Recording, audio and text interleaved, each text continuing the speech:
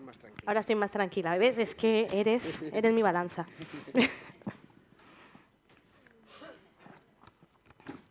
Buenos días, ¿cómo están? Ya me expuso Monse totalmente. Voy a beber. ¿Bebiste agua de alguno? ¿No? Vale. Gracias. Inercias. Es la serie que estamos siguiendo durante estos últimos domingos y hoy vamos a tratar una de ellas y es la gestión de recursos.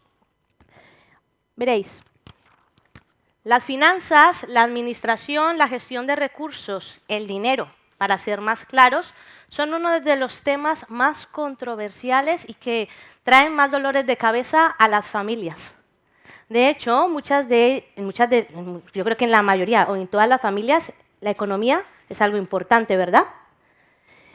De hecho, la perspectiva es que si estamos estables económicamente, los otros problemas pues irán resolviendo. Por el contrario, si no hay estabilidad económica, parece que todo está patas arriba. ¿Lo creéis? Sí, es un poco, a veces no dormimos porque no estamos estables económicamente, ¿no? O porque los recursos que poseemos pues están en un estado un poco variado. Pocas veces se habla en las iglesias de este tema. Hablamos del amor, hablamos de la unidad, hablamos del perdón, pero de cómo estamos gestionando los recursos que tenemos a nuestro alcance, lo cierto es que pocas veces intervenimos. La sensación es que es un tema un tanto peliagudo, ¿no? Es un tema que incluso le tenemos mucho respeto, que es como, bueno, cada familia se gestiona como buenamente puede y sabe. Pero, sin embargo, cuando nos acercamos a la escritura, nos encontramos como a mí me sorprendió, porque nos encontramos más de 46 versículos en los cuales Dios habla algo acerca de la economía o nos dice algo acerca del dinero a lo largo de toda la escritura, ¿no? Y esto es una muestra de cuánto Dios nos ama, porque incluso en ese tema Él quiere intervenir. Incluso en ese tema Él tiene algo que decir y nos da pautas para permitirnos tener una economía saludable, una gestión de los recursos sabia. El texto que acabamos de leer me llamó especialmente la atención. Es un texto súper conocido por todos. Todos hemos leído en alguna ocasión la multiplicación de los panes y los peces. Pero en esta mañana mi intención, de verdad, no es deciros cómo tenéis que gestionar vuestra economía o cómo tenéis que distribuir vuestros recursos, sean los que sean, sino que mi intención es que podamos aprender algunos principios con los cuales se debería manejar un buen administrador. ¿Qué principios nos dice la Escritura o nos dice especialmente este texto que debería de tener en cuenta un buen administrador, una buena persona que gestiona sus recursos? Y vamos a empezar. Dice el texto que mucha gente estaba siguiendo a Jesús, que iba tras él porque buscaba milagros, buscaba sanidades, buscaba tener una nueva vida seguramente. En definitiva, estaban buscando algo espectacular, buscaban algo extraordinario para su vida. Se nos relata que Jesús subió al monte con sus discípulos y que desde allí dice que alzó la mirada, empezó a mirar. Empezó y vio a la multitud que estaba allí. Y él no era ajeno al hecho de que toda esta gente le estaba buscando para encontrar en él algo extraordinario, o que estaba necesitado de un milagro, o que tenía una enfermedad y quería ser sano. Él no era ajeno a todo ello. Pero Jesús en ese momento hace una pregunta que rompe con todo, porque lo que pregunta es, ¿dónde podemos comprar pan para que toda esta gente coma? Y es que, amigo, hermano que estás aquí en esta mañana, el primer principio que yo creo que deberíamos tener en cuenta es que Jesús conoce tu necesidad. Jesús conoce tu necesidad, desde la más extraordinaria que tú te puedas imaginar, desde lo más espectacular que tú estés esperando, hasta la más básica en la cual ni siquiera piensas. Él conoce tu necesidad, Él las conoce todas. y te da lo que necesitas cuando lo necesitas. Esta gente que le estaba siguiendo querían que hiciera algo grandioso en su vida. Y seguramente con muchos de ellos lo hizo. Pero lo que realmente necesitaba esa multitud de gente en ese momento era comer. Lo que necesitaban era comer. Y eso fue lo que hizo, darles de comer. Y en esta mañana estaría muy bien que reflexionáramos cuáles son las necesidades que quiere suplir Dios con los recursos que te está dando. Esta mañana va a ser una mañana de muchas preguntas y me gustaría que en cada una de ellas nos paráramos un poquito, unos segundos. ¿Cuáles son las necesidades que quiere suplir Dios con los recursos que te está dando? Sea tiempo, sea dinero, o sea, los recursos son infinitos. Pueden ser tiempo, pueden ser dinero, conocimiento. Con esto que Él te está proveyendo, ¿qué quiere que hagas? ¿Qué quiere que hagamos? ¿Cuál es la necesidad que quiere cubrir en tu vida y en la vida de otros? En Santiago 2, versículo 16, yo lo leeré, dice de la siguiente manera: si acuden a vosotros y les decís, Dios os ampare, hermanos, que encontréis con qué abrigaros y con qué matar el hambre, pero no le dais nada para remediar su necesidad corporal, ¿de qué servirán vuestras palabras? Lo cierto es que nosotros vemos una perspectiva de las cosas, pero Jesús es capaz de ver más allá. Jesús es capaz de ver la necesidad más profunda, básica o extraordinaria de cada persona. Vivimos en un mundo en el cual la inercia es cumplir, suplir lo que el día a día nos genera. Las modas o las necesidades que nos van creando o priorizando. Por poneros un ejemplo, ahora mismo las redes sociales, y yo creo que ninguno de nosotros es ajeno a ello, o sea, todos lo vemos, está lleno de TikTokers, Instagramers, YouTubers, todo lo que termine en Ubers, ¿no? Que nos bombardean constantemente con sus ideas, sus pensamientos, todo lo que tienen internamente, ¿no? Y ahora de lo que más se habla es de nutrición y de vida saludable. Hay retos, hay reels, como lo llaman, de nutrición, de vida saludable, de hacer deporte, ¿no? Y te dicen que comer bien es súper importante, que es en lo que nos tenemos que centrar. Y ojo, yo no estoy diciendo que no sea importante. No estoy diciendo que tener una vida saludable, comer bien y demás no sea importante, pero hay que ser intencionales para preguntarle a Jesús en qué necesidad quiere que enfoquemos los recursos de los cuales nos ha provisto. Hay que ser intencionales y no dejarnos llevar por la inercia diaria. Tenemos que ser intencionales porque si no priorizamos las cosas en las cuales... O sea, si no priorizamos las cosas en las cuales Jesús quiere que gastemos nuestros recursos, estamos perdiendo el tiempo y perdiendo recursos. Y hay que ser intencionales para preguntarle eso, porque Él sí sabe en dónde va a ser mejor y dónde va a ser más efectivo que invertamos nuestro tiempo, nuestro dinero y los recursos que Él nos esté dando. Porque Él conoce la necesidad real. Eso es lo primero que quería deciros. Jesús conoce tu necesidad.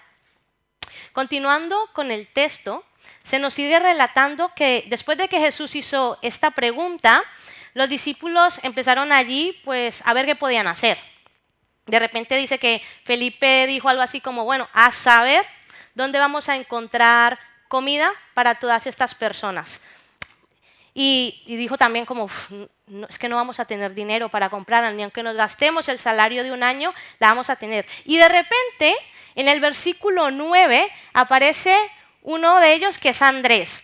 Andrés, hermano de Pedro. Pedro el impulsivo, ese que siempre salía ahí sin pensar, pues Andrés un poquito de lo mismo, ¿sabes? Y dice algo así como, oigan chicos, que aquí hay un muchacho que tiene 5 panes y 2 peces. Claro, estaban ahí todos desesperados. Dice, mira, que este muchacho tiene 5 panes y 2 peces. Y yo me imagino, de verdad, la cara de los discípulos, mirándole así como, ¿en serio, Andrés? ¿De verdad? Y es tan así que él mismo se contesta en el texto. Andrés mismo se contesta diciendo en el texto como, bueno, sí, pero ¿qué es esto para tanta gente, no? Es esto. Y es que este es el segundo principio que me gustaría que hoy tuviéramos en cuenta. Y es que nuestra perspectiva de los recursos está limitada. Nuestra perspectiva de los recursos está limitada. No somos capaces de imaginar lo que Dios puede hacer con lo que tenemos si lo dejamos en sus manos.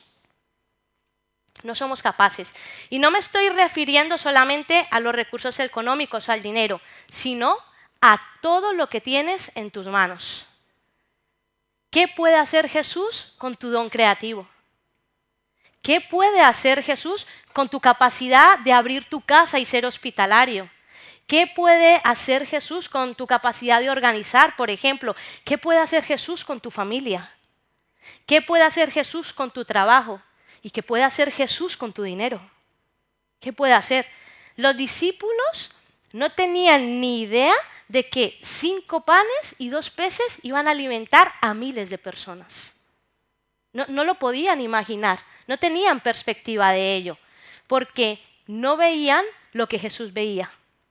Y eso tiene que ser un llamado a nuestra fe.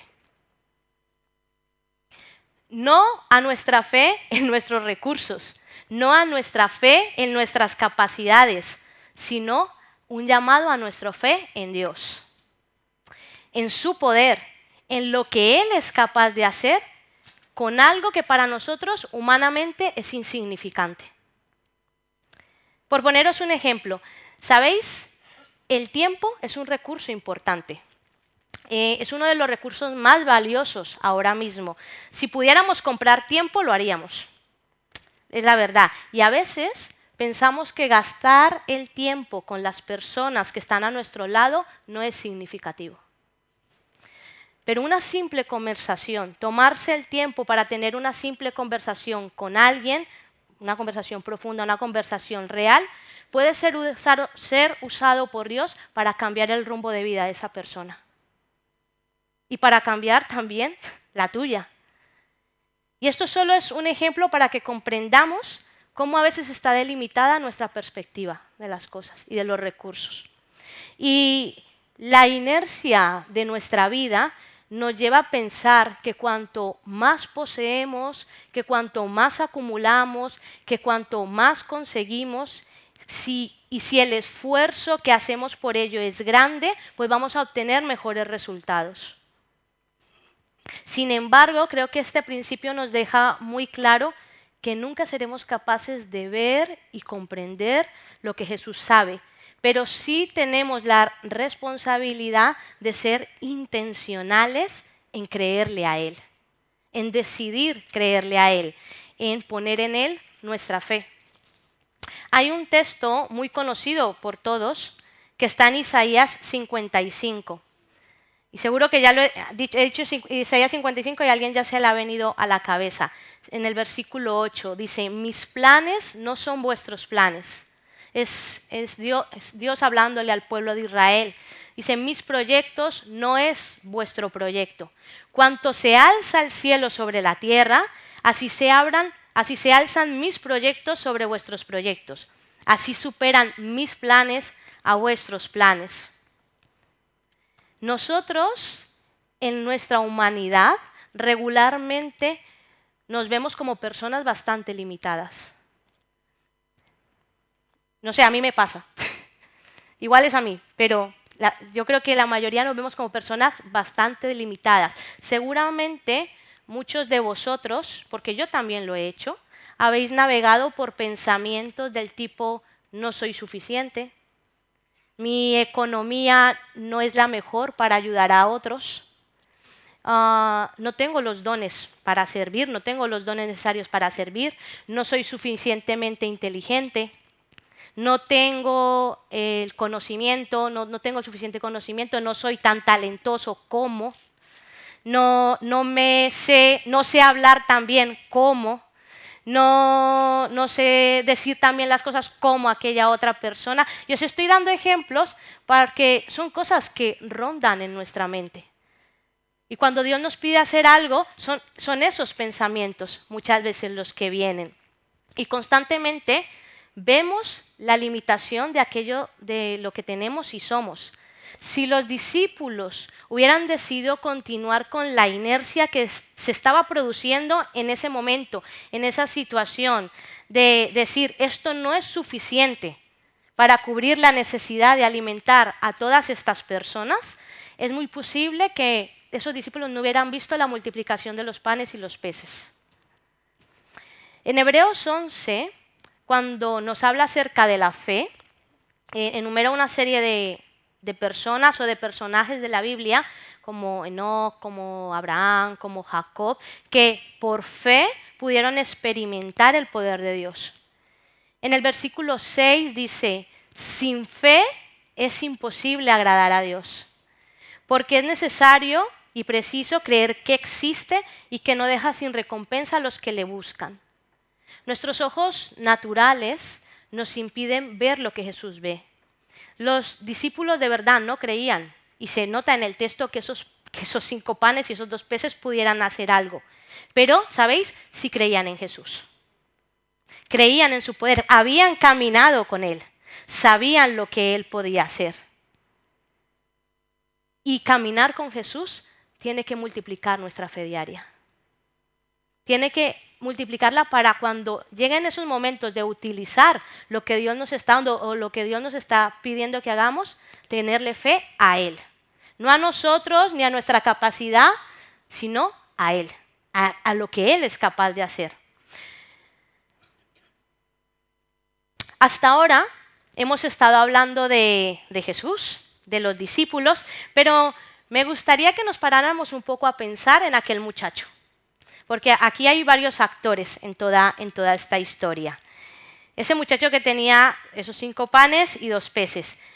Veréis, el texto no lo dice, pero yo lo creo y lo interpreta así. Es muy probable que la familia de ese muchacho estuviera entre la gente que estaba allí esperando para comer. Es bastante probable que estuviera allí entre la multitud y que tuvieran hambre también. Vete tú a saber qué habría tenido que hacer ese muchacho para conseguir esos 5 panes y esos 2 peces. No lo sé, o sea, si había trabajado todo el día o si había tenido que... Vete tú a saber qué había tenido que hacer ese muchacho para eso. Sin embargo, eso era valioso para él. Era importante para él. Y a lo mejor llegó a pensar, ¿por qué pasé por este lado? ¿Sabes? ¿Por qué me vio a Andrés? ¿Por qué me tuvo que ver a mí, no? Pero ese muchacho entregó todo lo que tenía. Y mientras leía este texto, justo este párrafo, Dios ponía en mi corazón otro principio que yo creo que nos puede ayudar mucho para descansar y es algo que nos va a ayudar en la administración de nuestros recursos. Y es aceptar que lo mío es suyo. Lo mío es suyo. Dar aquello que nos hace sentir seguros o aquello que con esfuerzo hemos conseguido, confiando en que Dios tiene un propósito mayor con esto, no es sencillo, no es fácil. Sin embargo, creo que es extremadamente liberador. Vivir con la convicción de que lo mío es totalmente suyo. Que todo lo que tengo es suyo, todo. Todo lo que he conseguido levantándome muy por la mañana, todo lo que he conseguido con esfuerzo, todo lo bueno que tengo, todo lo que me hace sentir seguro y vivir en mi zona de confort personal, todo lo que considero que me merezco, que me he ganado, todo eso es suyo. Todo es suyo. Tenemos hoy en día un sentido muy marcado de lo mío, de esto es mío, estas son mis cosas, este es mi tiempo, este es mi dinero, lo uso como yo quiera, en la medida que yo quiera, lo distribuyo, lo gasto con quien yo quiera, abro mi casa a quien a mí me apetezca, manejo mi economía con quien yo quiera. Y nos comportamos a veces como esos niños de 2, 3 años que pasan por esa etapa y esa burbuja de lo mío, mío, mío, esto es mío, esto es mío, esto es mío. Yo estoy viviendo eso ahora mismo. David tiene 2 años y medio y todo es suyo. Todo, absolutamente todo es suyo. Y Elías también lo vive, porque va y le pregunta, David, pero esto también es tuyo. Y él, sí, mío.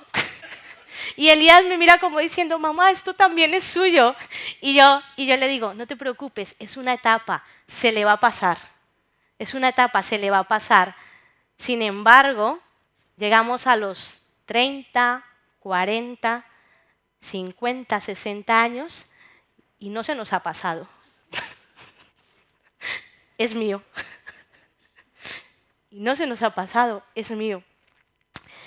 Y yo me imaginaba a Dios pensando a ver si se le pasa. A ver cuándo se le va a pasar. Y nos perdemos la riqueza de ver y experimentar lo que Dios puede hacer con lo que tenemos. Porque nos aferramos a ello cuando Él nos lo pide. ¿Os habéis puesto a pensar qué hubiera pasado si ese muchacho hubiera dicho, oye, no, o sea, que los conseguí yo, que son para mi familia, me los he trabajado, me los he currado, conmigo no cuenten? O sea, busquen a otro, a ver si otro tiene pan, a ver si otro tiene pescado, lo que quieran. Los míos no. ¿Creéis que Jesús hubiera dejado de alimentar a esa multitud? Yo creo que no, yo creo que Él tenía el poder para generar los panes y los peces de donde quisiera. Pero la experiencia y el crecimiento de su fe al despojarse de algo que era vital para Él, eso nadie se lo quita a ese muchacho. Nadie. Eso tiene mucho más valor que esos 5 panes y esos 2 peces. En Romanos 11, cuando Pablo habla a la iglesia de Roma, en el versículo 32 dice, en una palabra, Dios ha permitido que todos seamos rebeldes para tener compasión de todos. Qué profundas la riqueza, la sabiduría y la ciencia de Dios. Qué insondables, o sea, qué insondables son sus decisiones, no hay profundidad, no alcanzamos a ver la profundidad de sus decisiones, qué irrastreables son sus caminos. ¿Quién conoce el pensamiento del Señor? ¿Quién fue jamás su consejero? ¿Quién ha podido darle algo para exigirle que se lo devuelva? Él es origen, camino y meta de todas las cosas. Esto dice Romanos 11. Y es que cuando esta verdad se hace vida en nuestra vida diaria y vivimos caminando con esta realidad presente en nuestra mente y no en la inercia de esto es mío, lo utilizo como yo quiera, estas son mis cosas, esto es mi tiempo. Cuando rompemos con eso, nuestros ojos son abiertos. El Espíritu Santo habla en nuestros ojos para comprender que la vida no va de lo que yo consiga, de lo que yo gane, del esfuerzo que yo haga, sino que todo proviene de Él. Y es para Él. Y va a ser con eso lo que Él quiera. Y eso te tiene que liberar. Y eso tiene que ser descanso. Eso no tiene que ser una carga, eso tiene que ser descanso. Eso es como un soplo de aire fresco que dice, todo proviene de Él, todo es para Él y Él lo va a usar como Él quiera. Esta verdad te libera. Y como buen administrador de Jesús, como buen administrador, Jesús nos enseña que Él es origen de todas las cosas, que Él proveerá todo lo necesario en su tiempo, y si Él es camino y meta de todas las cosas, lo utilizará en su momento como Él quiera y considere. Nuestro trabajo es ser unos buenos administradores de los recursos que nos ha dado. Estoy llegando al final de la predicación y me gustaría compartiros un último principio. Veréis, los discípulos estaban tan preocupados y ocupados por encontrar la manera de suplir esa necesidad que empezaron a dejarse llevar por sus ideas de que esto no basta, no sé si llegará, esto no es suficiente. Y en el versículo 10, Jesús vuelve a hablar y sus palabras dejan a todos bastante sorprendidos, porque en el versículo 10 vemos que dice, haced que se sienten todos. Y creo que hacer que se sienten más de 5.000 personas no es una tarea sencilla. No debe ser una tarea, bueno, a veces hacer que nos sentemos nosotros no es sencillo, ¿sabes? Pero hacer que se sienten más de 5.000, porque aquí solo contaba hombres, imaginar mujeres, niños, cuánta gente se tenía que sentar en ese momento, ¿no? Porque Jesús perfectamente podría haber dicho, bueno, chicos, venga, venid, tráeme los canastos, oramos por esto y los empezáis a repartir y no os preocupéis, vais paseando por ahí, por en medio de la gente y que la gente vaya pillando. No, pero Jesús les dice, primero haced que se sienten todos. Y me gustaría que esas palabras nos ayudaran a ver o comprender el último principio que quería deciros en esta mañana. Y es el hecho de esperar la provisión que viene de parte de Dios. Y este principio rompe con nuestra inercia diaria del día a día que vivimos, en el ya y en el ahora. En un mundo en el cual el consumo cada vez es más rápido. Todo es fast food, fast fashion, fast vídeos de 30 segundos en el TikTok. O sea, nadie ve un vídeo de más de 30 segundos en ninguna red social. Entregas, o sea, tú te pides algo por internet y lo tienes al día siguiente en tu casa y ya, yo creo que dentro de unos años lo tendremos el mismo día en casa. Es así, este es el mundo en el que vivimos ahora. Todo es rápido, todo es ya. Nuestros hijos no saben esperar. Es muy complicado enseñarles a esperar. Pero ¿sabéis por qué? Porque nosotros no esperamos. Tenemos que reconocer como padres nuestras carencias. Nosotros no esperamos, ellos tampoco. Y les pedimos que esperen, pero ellos nos ven que nosotros no esperamos. Y no saben esperar. Todo es ya y ahora. Y a veces ni siquiera nos esperamos los unos a los otros. Y nuestra tendencia natural es no esperar la provisión que viene de parte de Dios. Y es que esperar implica muchas cosas. Los discípulos no repartieron a todo el mundo a la vez. Habría gente más cerca y habría gente mucho más lejos, seguramente. Y en esa espera, imaginaros, la gente tenía hambre. Y sentados esperando, seguramente tuvieron que ver cómo el canasto pasado por su lado y no le llegaba. Y la hermana se está riendo, pero es así. Y no le llegaba, ¿no? Y a lo mejor ver y pensar, ostras, no va a llegar. No van a comer mis hijos. Y me tienen aquí sentado esperando. Y en esa espera, la gente tenía que confiar que para ellos también habría. Y confiar en que la provisión también iba a llegar para ellos, que ellos no iban a ser olvidados. Y en esa espera, no desesperar. ¿Cuántas veces, y esto de verdad me hacía pensar, cuántas veces no hemos desesperado enormemente cuando lo que queremos no llega? Y no llega. ¿Y cuántas veces en esa espera lo hemos querido hacer en nuestras fuerzas? Y hemos dicho, es que no va a llegar, entonces lo hago yo, ¿no? ¿Cuántas veces no hemos desesperado porque el que está a nuestro lado le llega lo que nosotros queremos y estamos anhelando y a nosotros no? Sea lo que sea que hayas estado esperando. Y nos enfadamos con Dios y le reclamamos a Dios. Y pensamos, y se nos vienen pensamientos del tipo, se olvidó de mí. Y peor aún, ya no me ama.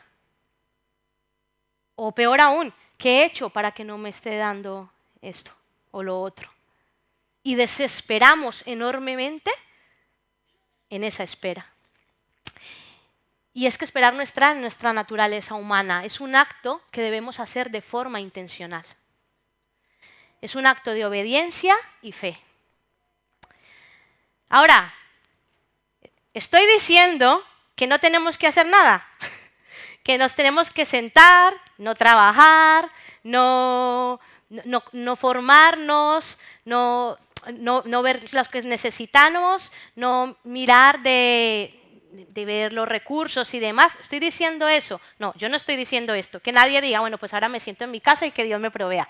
No, no estoy diciendo nada de eso. Solo me refiero que no... mira, por poneros un ejemplo. Yo esta mañana me tenía que levantar a las 6 de la mañana para poder estar aquí pronto, ¿no? Y yo fui responsable en poner mi despertador a las 6 de la mañana. No asumí que de forma sobrenatural Dios me iba a despertar. Y eso no era un acto de incredulidad, es una aceptación de los medios y los recursos que Dios me ha dado. Pero sí descansé y esperé en el hecho y mantuve mi fe en que Dios me mantendría viva por la noche y en que despertaría saludable por la noche y que me daría un sueño reparador. Hay ocasiones en las cuales Dios nos llama a estar quietos y esperar. Y los hemos vivido todos en algún momento de nuestra vida. El Salmo 46:10 dice, estad quietos y conoced que yo soy Dios. Estad quietos y conoced que yo soy Dios. Y veréis, este tiempo de espera es tan importante como el momento en el cual llega la provisión. Porque esa espera es una escuela para nuestro crecimiento en nuestro caminar con Jesús. En esa espera nuestros mayores miedos salen a flote. Nuestras más oscuras miserias se revelan. Nuestros peores temores salen a luz. Nos desnudamos totalmente. Nos mostramos realmente lo que somos y lo que tenemos por dentro en esa espera. ¿Y sabéis qué sucede en esa espera? Que Dios nos sana. Dios nos libera. Dios nos restaura. Dios nos enseña en esa espera. ¿A cuántos les gusta la espera? A ninguno. A ninguno nos gusta la espera, pero esa espera es necesaria y es importante. Porque Dios trabaja ahí en nuestra debilidad. Y muestra su fidelidad y su misericordia con nosotros. Porque la provisión llega. Y llega para todos. Nunca falta. Y sabéis lo mejor, nunca llega tarde. Llega cuando es necesaria. Llega cuando tú la necesitas y cuando tú eres capaz de asumirla también. Y llega para todos. Y como os dije, mi intención en esta mañana con estos 4 principios no es deciros cómo tenéis que administrar vuestros bienes, cómo tenéis que administrar vuestros recursos, cómo tenéis que administrar vuestra economía, sino que nos puedan ayudar a romper con nuestras inercias internas, de entender que Dios conoce y realmente conoce tu necesidad y la mía. Que nuestra perspectiva de los recursos es limitada, pero que Él tiene planes grandes, que nos serán revelados o no, pero eso es fe. Descansar en Él en eso. Que lo tuyo y lo mío es suyo. Y que va a hacer con Él lo que quiera. Y saber y tener fe en esperar la provisión de Dios. No es un camino sencillo ni fácil, pero vale la pena. Y yo sé que cada uno de nosotros debe estar viviendo esto de manera distinta y de manera diferente. Y no voy a concluir diciéndote cómo debes actuar, pero me gustaría que ahora os van a repartir unas tarjetitas como estas. Porque, y espero que, y van a llegar para todos, ¿verdad? Señor, provee de las tarjetas.